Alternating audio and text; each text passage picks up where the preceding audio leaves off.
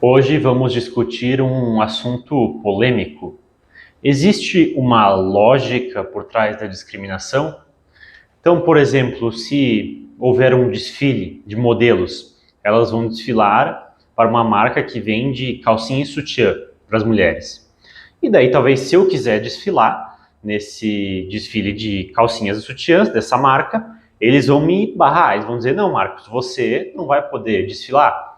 E eu vou dizer por quê? Porque você não tem as características dessas modelos que nós queremos, porque você é homem, porque o seu grupo não utiliza calcinha e sutiã, então você não vai poder desfilar para nossa marca, porque as nossas clientes não iam gostar de ter a nossa marca associada a você, porque elas não iam ver sentido em ver você usando uma calcinha e sutiã, talvez isso iria desencorajar as nossas vendas.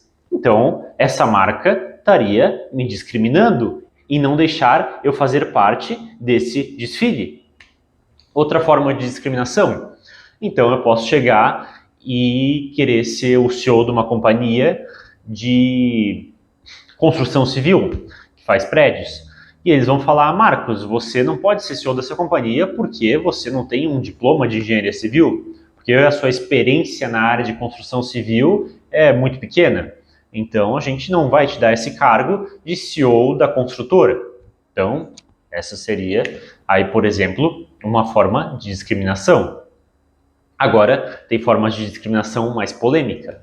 Então, vamos imaginar, e a gente tem aqui isso em São Paulo, o bar do Palmeiras e o bar do Corinthians, o qual há uma discriminação velada e às vezes não tão velada. Então, você não vai chegar no bar necessariamente e ter uma placa, aqui só entra palmeirense, ou aqui só entra corintiano. Mas nós sabemos que existe ali sim uma discriminação, e se você chegar no bar do Palmeiras com a camisa do Corinthians, provavelmente eles vão tentar te tirar de lá. E se você chegar no bar do Corinthians com a camisa do Palmeiras, eles vão barrar a sua entrada. Bem, eu acho que o ideal seria que os dois times, os torcedores dos dois times, não tivessem nenhum problema, os dois se amassem, fossem amigos e, de maneira pacífica, usassem o mesmo bar. Mas, se não houvesse essa discriminação, o que talvez iria acontecer? A gente poderia ter ali metade de palmeirenses e metade de corintianos utilizando o mesmo bar. E aí poderiam haver provocações, poderia haver um aumento da agressividade ali naquele bar, porque cada um iria defender a sua ideia. E o que ia acontecer muitas vezes, a noite iria acabar com agressão, com quebradeira, quebrando o bar, machucando palmeirenses, machucando corintianos, machucando pessoas que não são nem palmeirenses nem corintianos, que não tem nada a ver com a história. Então, no final do dia, essa discriminação em ter o bar do corintiano e ter o bar do palmeirense pode ser que gere um efeito mais positivo do que negativo. Outra forma de discriminação, se eu for em algumas casas noturnas nos Estados Unidos, eles vão chegar, quando eu tentar entrar nessas casas, eles vão me barrar e falar, olha, Branquelo, aqui você não entra, aqui só entra o nosso povo, o nosso pessoal. E daí eu posso olhar para essa situação e falar, que absurdo, que coisa ridícula, isso é um racismo inaceitável. E, de certa forma, eu estou certo. Mas, por outro lado, aquelas pessoas vão querer criar um ambiente onde só tenha pessoas que têm a mesma cultura, as mesmas características, a mesma linguagem. E se entrar pessoas que não têm aquela cultura, aquela linguagem, aquelas características, no caso, se eu tentar entrar naquela boate, o que vai acontecer é que aquelas pessoas vão se sentir desconfortáveis. Aquelas pessoas talvez saiam daquela boate e vão para outra boate onde tenha pessoas que compartilham daquela cultura. Outro exemplo, vamos imaginar aqui no Brasil, então nós temos uma igreja evangélica e nós temos um terreiro. Será que se o pessoal do terreiro for na igreja evangélica, os evangélicos iriam gostar? Provavelmente eles iam se sentir muito desconfortáveis. Provavelmente iria ter muita briga nessa igreja evangélica. E se esse pessoal da igreja evangélica for no terreiro, o que vai acontecer? Provavelmente ia haver muito desentendimento, porque o sistema de crenças de um grupo e do outro é muito diferente. Então, eles não iam se entender, e iria acabar ficando um clima muito ruim e, inclusive, poderiam acabar partindo para agressão física. Eu sei que o ideal seria que os dois grupos se amassem e que não houvesse nenhuma controvérsia entre eles, ou que eles se respeitassem, se amassem, mesmo não concordando. Mas não é muitas vezes o que acontece. Outro caso que a gente pode falar aqui, então você tem escritórios de advocacia em Nova York que só contratam pessoas que se formaram em determinada faculdade. Por exemplo, o meu escritório só vai contratar pessoas que se formaram em Harvard, ou em Yale, ou na Columbia. Acho que é Columbia, Universidade de Nova York. Mas enfim, de qualquer forma, eles vão querer só contratar quem tem o diploma de direito de determinada faculdade. Naquele escritório só entra pessoas com um determinado tipo de diploma. Aí você pode olhar e dizer, nossa, mas que absurdo, eles estão discriminando pessoas pela faculdade que elas fizeram. Eles não deixam pessoas que têm um diploma diferente, uma faculdade diferente, uma formação diferente, entrar naquele escritório. Só que veja, tem uma lógica por trás disso também.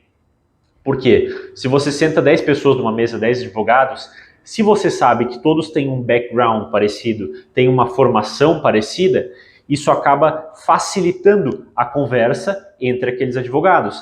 Agora, se você tem 10 pessoas e cada uma é formada num lugar diferente, um pode ter a visão A de como resolver o problema, outro a visão B, outro a visão C, outro a visão X, outro a visão Y, outro a visão Z. Isso vai fazer com que a resolução do problema se torne muito mais difícil. Agora, se todo mundo é formado no mesmo lugar, eu já imagino mais ou menos qual que é o arcabouço que aquele outro advogado, meu companheiro, vai ter, como ele vai lidar com o processo, a forma que ele vai pensar. Então, isso pode vir a acabar facilitando a organização e o trabalho daquele escritório, tornando ele mais eficiente. Vou dar outro exemplo aqui para vocês. Então você tem na fronteira de muitos países, e aqui a gente pode pegar o exemplo do Brasil, a fronteira Brasil com Uruguai, Brasil com Argentina, Brasil Paraguai, Brasil Bolívia. Nós podemos pegar a fronteira Alemanha, França, Estados Unidos, Canadá. O que acontece?